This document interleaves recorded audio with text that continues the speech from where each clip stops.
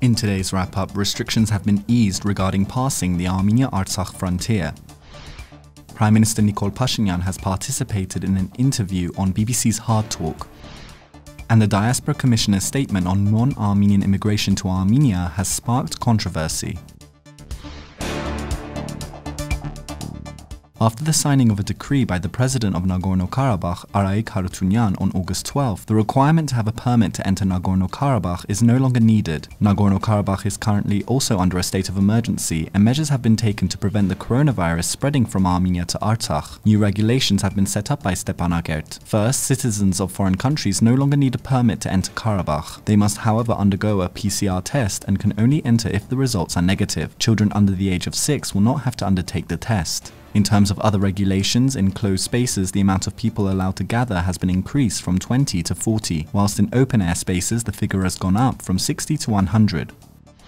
Prime Minister Nikol Pashinyan has participated in an interview on BBC's Hardtalk. Pashinyan responded to questions on the increase in democracy in Armenia, the Constitutional Court, the Nagorno-Karabakh conflict, and the government's handling of the pandemic. The interview started with Hardtalk's Stephen Sakur stating that for many, the hopes of the 2018 revolution have been dashed, to which Pashinyan responded that the country's economy grew by 7.6% in 2019, and international indicators on corruption, democracy, and the rule of law have improved. Our country made tremendous progress in all international ratings in terms of democracy, freedom of speech, independent judiciary, anti-corruption policy, and international magazines 2 years in a row recognized Armenia as a country of the year.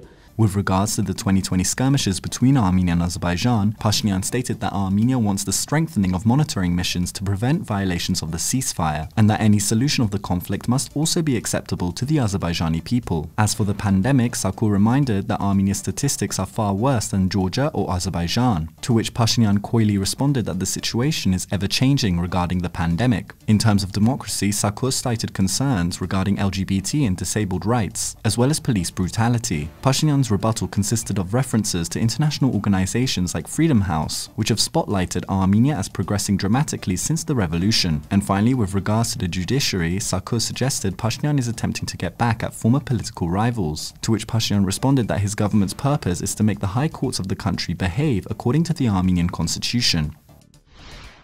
In an August 8th interview with ＳիվիլՆեթի, Armenia's High Commissioner for Diaspora Affairs, Zare Sinanyan, went on record stating that Armenia should be ready to accept not only Lebanese Armenians, but also Christian Arabs and Assyrians living in Lebanon. Sinanyan's statement quickly spread on Armenia-language social media platforms, provoking a firestorm of controversy. Some considered this a betrayal of national values. Despite this, some have said that concerns about depopulation in Armenia are more pressing than non-Armenian immigration. Armenia has had a long-standing open-door policy to ethnic Armenian immigrants. Soviet Armenia welcomed more than 100,000 Armenians from the diaspora. More recently, Armenia has accommodated the arrival of over 22,000 Syrian Armenian refugees. The UN High Commissioner for Refugees stated that Armenia is one of Europe's largest host countries for Syrian asylum seekers per capita.